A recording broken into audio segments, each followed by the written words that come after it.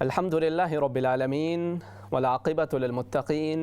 والصلاة والسلام على أشرف الأنبياء والمرسلين. أما بعد فأعوذ بالله من الشيطان الرجيم. بسم الله الرحمن الرحيم.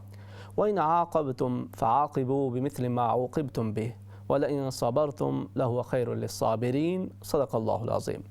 ناظرین کرام، السلام علیکم ورحمۃ اللہ وبرکاتہ۔ پروگرام جستجو میں دل کی اتھا گہرائیوں سے میں آپ میں سے ہر ایک کو خوش آمدید کہتا ہوں۔ امید کرتا ہوں آپ تمام احباب بخیر و عافیت ہوں گے، اور یہ دعا کرتا ہوں کہ اللہ کریم آج کی رات اور آنے والے دن کے ہر طرح کے شر سے آپ میں سے ہر ایک کی حفاظت فرمائے، اور اللہ کریم آج کی رات اور آنے والے دن کی ہر طرح کی خیر و برکت سے ہم سب کو حصہ نصیب فرمائے۔ ناظرین کرام، شوال کا مہینہ چل رہا ہے، اور یہ وہ مہینہ ہے کہ جس کے اندر غزوہ احد کا واقعہ پیش آیا۔ غزوہ احد تاریخ اسلام اور سیرت نبی کریم صلی اللہ علیہ وسلم کا ایک ایسا دردناک باب ہے کہ جسے پڑھتے ہوئے کلیجہ منہ کو آتا ہے اور آنکھیں نمناک ہو جایا کرتی ہیں۔ یہ وہ عظیم حادثہ اور یہ وہ عظیم معرکہ ہے کہ جس کے اندر نبی کریم صلی اللہ علیہ وسلم کے محبوب ترین چچا جناب سیدنا حمزہ رضی اللہ تعالی عنہ بھی شہید ہوئے۔ حضرت حمزہ رضی اللہ تعالی عنہ نہ صرف یہ کہ نبی کریم صلی اللہ علیہ وسلم کے چچا تھے، بلکہ آپ کے رضائی بھائی بھی تھے، اور آج ہم آپ ہی کی شہادت اور آپ کی شخصیت کے حوالے سے چند گزارشات آپ کے سامنے رکھتے ہیں، تاکہ ہمیں اندازہ ہو کہ نبی کریم صلی اللہ علیہ وسلم اور آپ کے صحابہ کرام رضوان اللہ تعالی علیہم اجمعین نے یہ دین ہم تک پہنچانے کے لیے کس قدر قربانیاں دی ہیں۔ نبی کریم صلی اللہ علیہ وسلم کی قربانیوں کا یہ سفر صرف مکہ کے اندر نہیں رہا، بلکہ کبھی وہ طائف کا معاملہ ہو، طائف کی گھاٹی ہو، یا پھر بدر و احد کے پہاڑ ہوں، یا پھر وہ حنین کا معرکہ ہو، جہاں جہاں پر بھی سرورِ عالم صلی اللہ علیہ وسلم کو مختلف طرح سے مختلف آزمائشوں کے اندر مبتلا کیا جاتا رہا، سرورِ عالم صلی اللہ علیہ وسلم ان تمام تر آزمائشوں پہ ثابت قدم رہتے ہوئے ہر طرح کی قربانی آپ نے بھی اور آپ کے صحابہ کرام رضوان اللہ تعالی علیہم اجمعین نے وہ قربانیاں پیش کی کہ جس کی بدولت آج یہ دین اسلام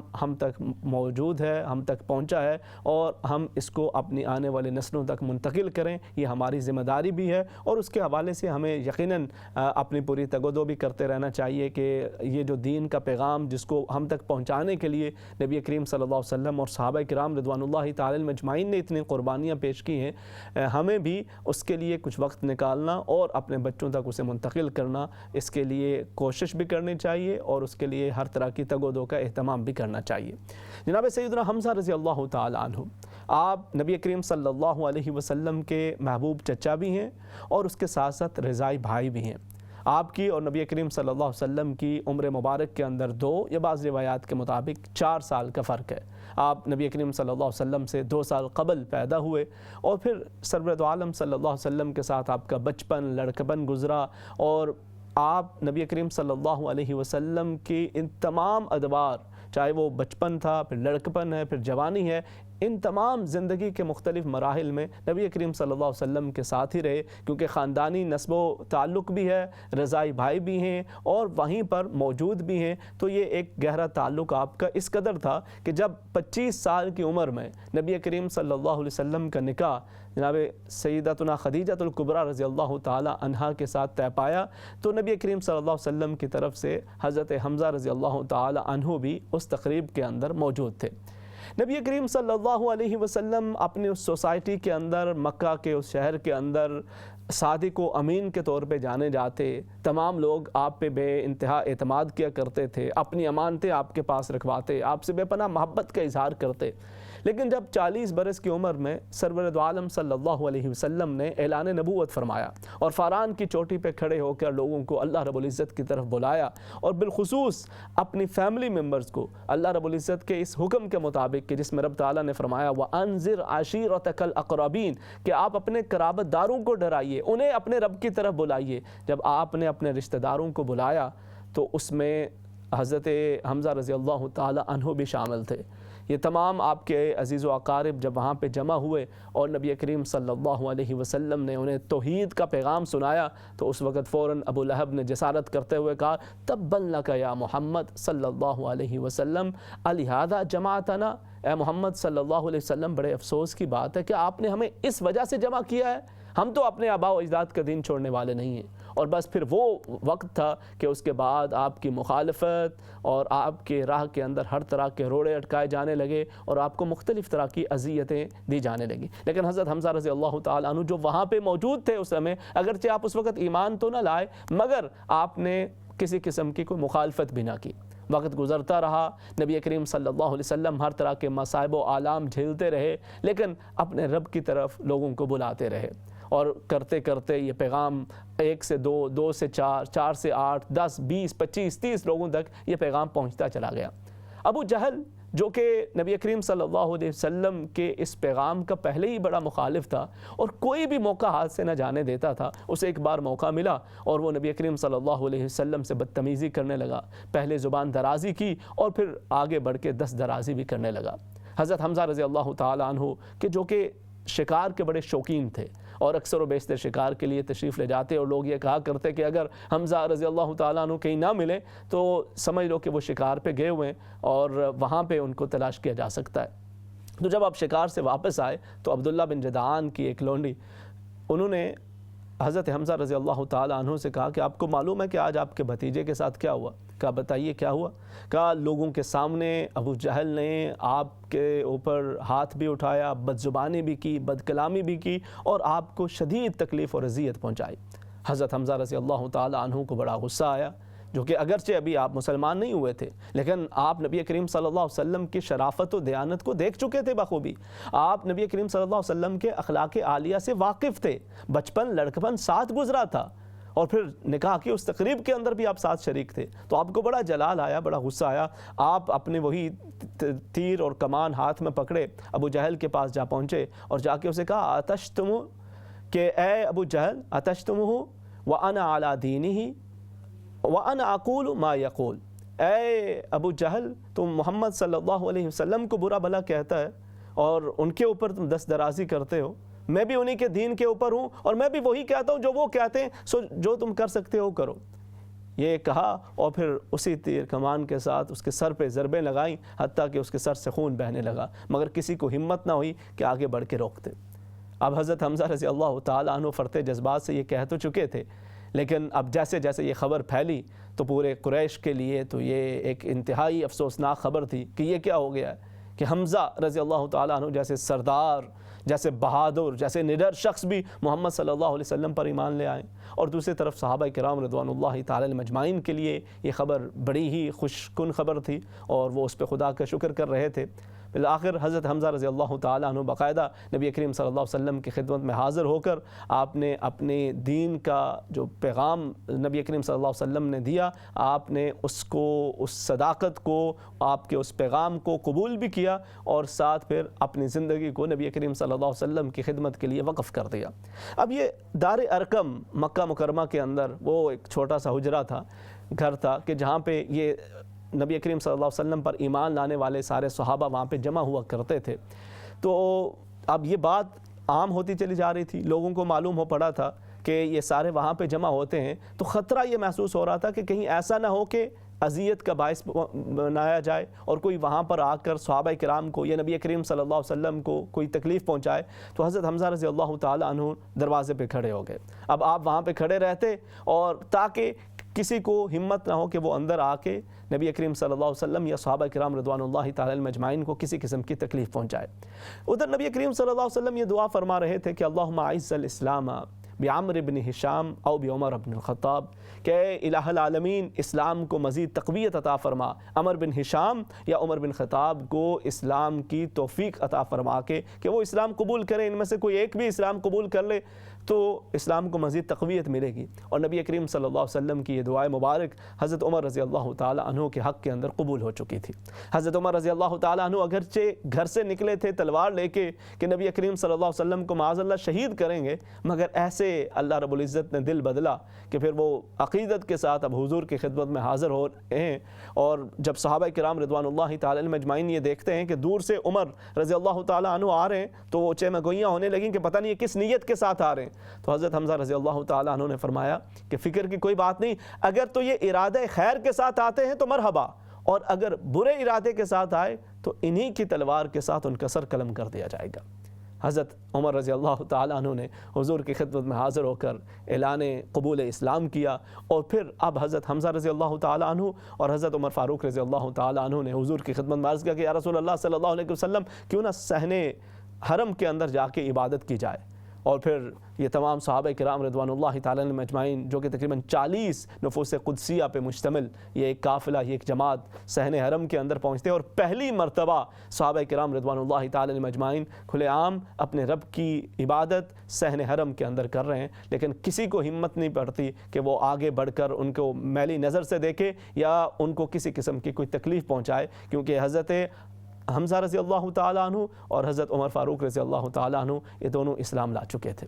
اب نبی کریم صلی اللہ علیہ وسلم کا یہ پیغام عام ہو رہا تھا، اور وہاں مدینہ طیبہ جو کہ ابھی یثرب ہی تھا، نبی کریم صلی اللہ علیہ وسلم کے قدوم میمنت سے جو پھر مدینہ طیبہ کہلانے لگا، تو وہاں سے کچھ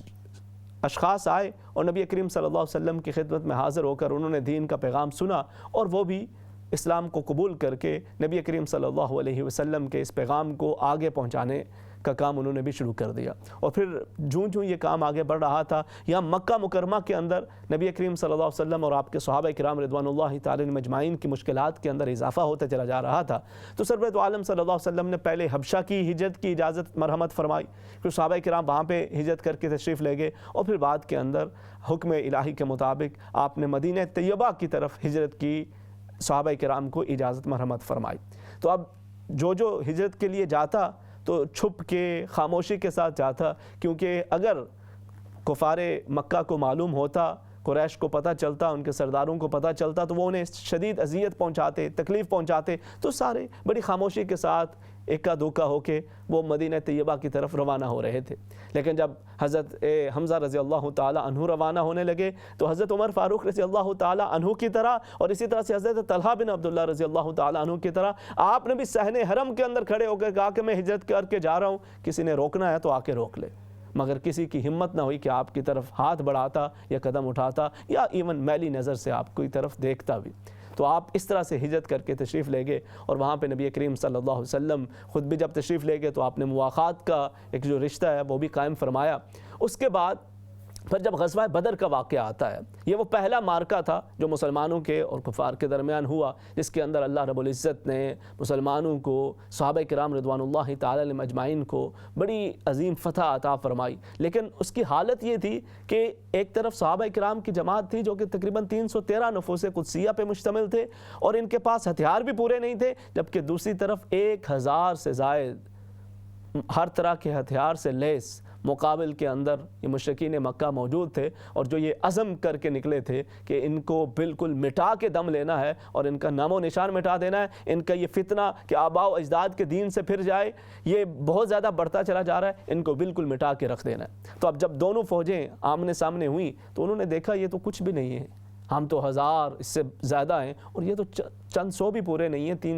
300 سوا 300 لوگ ہیں، تو ان کو تو ہم بالکل مٹا کے رکھ دیں گے۔ تو وہ پہلے ہی جشن منانے لگے، رات وہ لہو و لعب کے اندر، شراب کے اندر رات بھر دھت رہے، اور اب جب صبح اگلے دن مارکہ آیا تو ایک طرف سے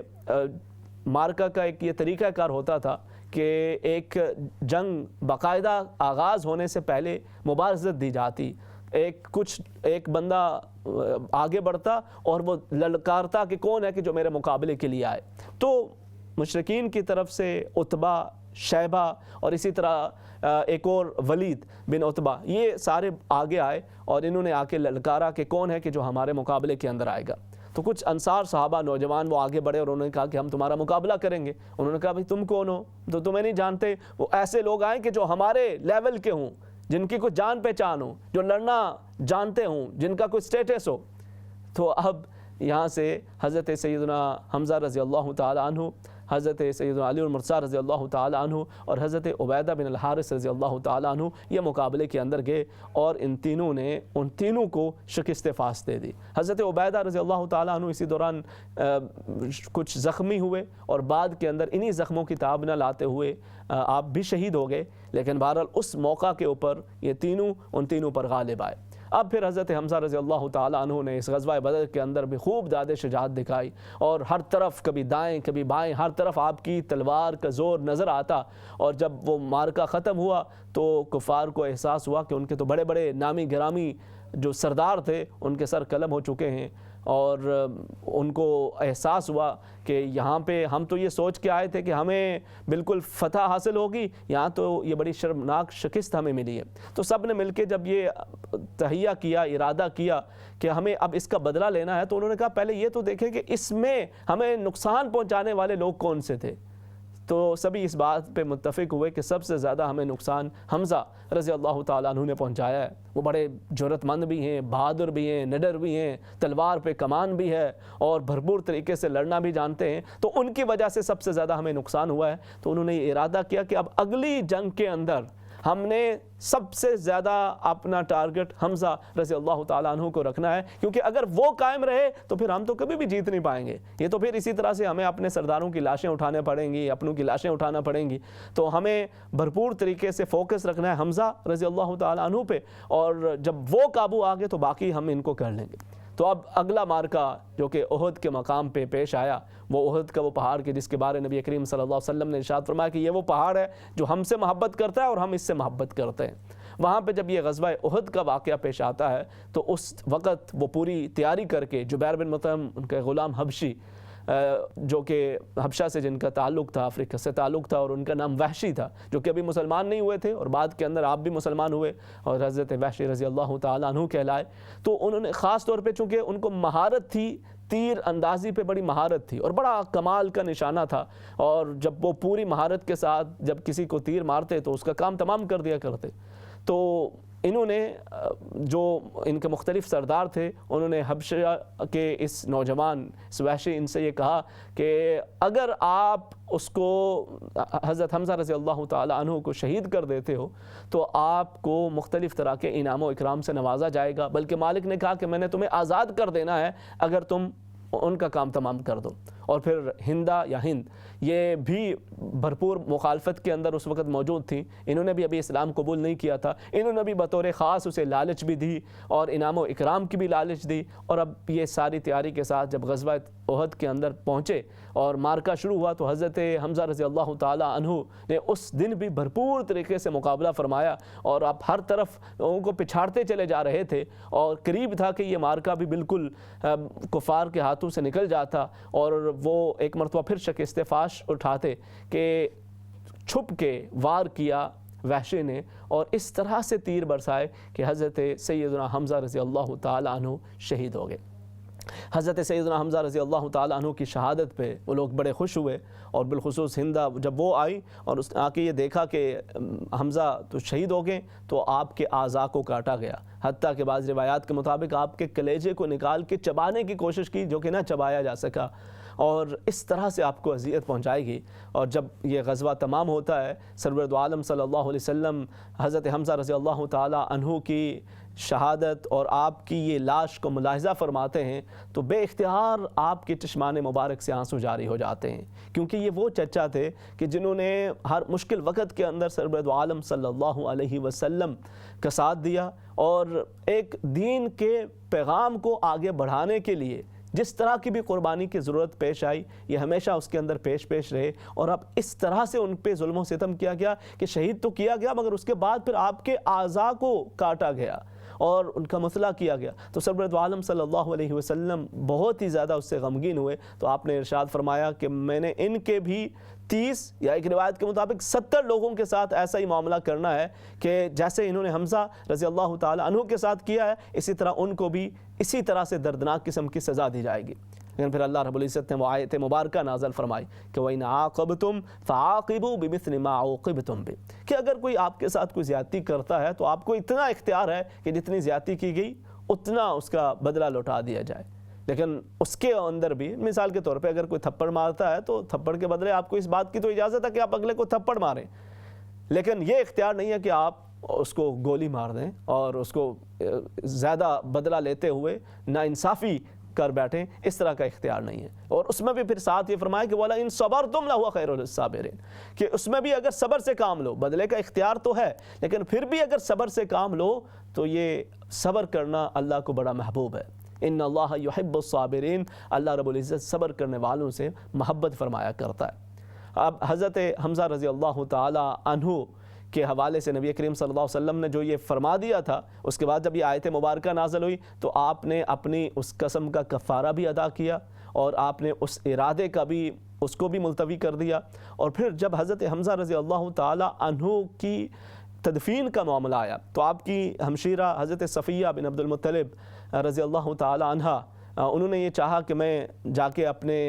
بھائی کا چہرہ دیکھوں، تو نبی کریم صلی اللہ علیہ وسلم نے منع فرمایا، آپ نے فرمایا کہ آپ ان کو روک دیجئے کیونکہ وہ نہ دیکھ پائیں گی۔ لیکن حضرت صفیہ رضی اللہ تعالیٰ عنہ نے اصرار کیا اور عرض کیا یا رسول اللہ صلی اللہ علیہ وسلم، میرے دل میں اتنا ہمت حوصلہ ہے کہ میں اسے برداشت کر لوں گی۔ اور پھر انہوں نے چہرہ بھی دیکھا اور ساتھ 2 کفن کی جو چادریں بھی 2 عطا فرمائیں۔ اور اس کے اندر یہ سبق بھی ہے، بسا اوقات اس طرح سے ہوتا ہے کہ کچھ ایسا کوئی حادثہ پیش آ جاتا ہے کہ جس کے اندر کوئی عزیز اس طرح سے ان کا انتقال ہو کہ ان کی حالت بدل جائے، تو ضروری نہیں ہے کہ فیملی کے تمام لوگ ان کا چہرہ دیکھیں، بلکہ زیادہ بہتر یہی ہے کہ وہ اس چہرے کو ذہن میں رکھیں جو اچھی حالت کے اندر تھا، کیونکہ وہ آخری اس طرح کا اگر وہ لمحہ دیکھنا نصیب ہو جائے تو وہ ساری زندگی وہ نقش دل کے اندر رہ جاتا ہے اور پھر انسان کو صبر نہیں آتا، وہ ہمیشہ اسی تکلیف کے اندر رہتا ہے کہ وہ اس کی کیا حالت ہو گئی تھی۔ تو ایسی حالت میں بہتر ہے اب جو چلا گیا اس کے دیکھنے سے آپ کو یہ تو نہیں کہ اس کی کچھ بہتری ہو جائے گی، لیکن کم سے کم آپ اپنے ذہن کے اندر، اپنے دل کے اندر آپ کو یہ سکون رہے گا کہ وہ آپ نے وہ چہرہ وہ اس حالت کے اندر نہیں دیکھا کہ جو اس حادثے کے بعد جس مشکل کا وہ شکار ہوا ہے۔ تو آپ وہی اچھا جو چہرہ ہے، اچھی حالت ہے، اس کو ذہن میں رکھیں تو یہ بھی زیادہ بہتر اور مناسب ہے۔ تو آپ نے 2 چادریں دی ان کی تدفین کے لیے، ان کے کفن کے لیے، تو نبی کریم صلی اللہ علیہ وسلم نے ان میں سے ایک چادر حضرت مصعب بن عمیر رضی اللہ تعالیٰ عنہ ان کو پہنائی اور دوسری چادر حضرت سیدنا حمزہ رضی اللہ تعالیٰ عنہ کو کفن دیا گیا۔ لیکن اب یہ دونوں کا کفن وہ پورا نہیں ہو رہا تھا، اگر وہ پاؤں چھپاتے تو سر ننگا رہ جاتا، سر کو چھپاتے تو پاؤں کے اوپر چادر نہیں تھی۔ بالآخر حضرت حمزہ رضی اللہ تعالی عنہ کے پاؤں کے اوپر گھاس ڈال کر نبی کریم صلی اللہ علیہ وسلم نے اس طرح سے ان کی تدفین فرمائی۔ ناظرین کرام، آپ تھوڑی دیر کے لیے یہ دیکھیے کہ وہ آقا کریم صلی اللہ علیہ وسلم کہ جنہیں اللہ رب العزت نے اپنا محبوب بنا کے بھیجا ہے، جن کو اللہ رب العزت نے بے پناہ انعامات و اکرامات سے نوازا ہے، وہ اس دین کا پیغام پہنچانے کے لیے کس قدر کرب سے، کس قدر تکلیفوں سے گزرے۔ وہ شاب ابی طالب کے اندر محصور ہونا ہو یا پھر اس طرح سے اپنے محبوب چچا کا جنازہ اٹھانا ہو اور اس حالت کے اندر کہ آخری وقت کے اندر پورا کفن دینے کے لیے لباس بھی موجود نہ ہو، تو آپ اندازہ کریں کہ سرور عالم صلی اللہ علیہ وسلم کی کیفیت کیا ہوگی۔ اور پھر سرور عالم صلی اللہ علیہ وسلم نے جب ان کے جنازے کی تکبیرات پڑھیں تو عمومی تکبیرات سے زائد تکبیرات پڑھیں۔ مختلف روایات ہیں، ایک تو یہ کہ وہ چونکہ مختلف صحابہ کرام کا ساتھ ساتھ وہ جنازہ ادا کیا جا رہا تھا تو 70 مرتبہ اس جنازے کو دہرایا گیا اور آپ کا ایک طرح سے 70 مرتبہ جنازہ پڑھا گیا۔ اور دوسری روایت میں یہ ہے کہ ایک مرتبہ جب آپ کا جنازہ پڑھا گیا تو نبی کریم صلی اللہ علیہ وسلم نے اس میں زیادہ تکبیرات کہیں، اور پھر آپ کی تدفین کے بعد نبی کریم صلی اللہ علیہ وسلم بطور خاص غزوہ احد کے اس مقام پہ تشریف لے جاتے، جبل احد پہ تشریف لے جاتے اور حضرت حمزہ رضی اللہ تعالیٰ عنہ اور دیگر جو شہدائے احد تھے ان کے ان مزارات پہ آپ تشریف لے جاتے، ان کے لیے دعا کا اہتمام فرماتے۔ اسی طرح سے حضرت سیدتنا فاطمہ الزہرا رضی اللہ تعالیٰ عنہا کا یہ معمول مبارک تھا کہ آپ ہر دوسرے دن تقریباً پہ تشریف لے جاتی اور جا کے دعا کا اہتمام فرمایا کرتی۔ وَيَصْلِحُ، اور یہ بھی ہے کہ اگر اس قبر مبارک کو کسی قسم کی کوئی اس کی بظاہر حالت کے اندر کوئی اصلاح کی ضرورت ہوتی، کہیں سے کوئی مٹی ڈالنے کی ضرورت ہوتی، اس کو بہتر کرنے کی ضرورت ہوتی، تو آپ وہ بھی جا کے کیا کرتی تھیں۔ اور آج بھی مسلمانان عالم جب مدینہ طیبہ حاضر ہوتے ہیں تو جبل احد کے اس مقام پر حضرت حمزہ رضی اللہ تعالی عنہ اور دیگر جو شہدائے احد ہیں ان کے مزارات کی وہاں پہ زیارت بھی کر رہے ہوتے ہیں۔ اس کے ساتھ ساتھ یہ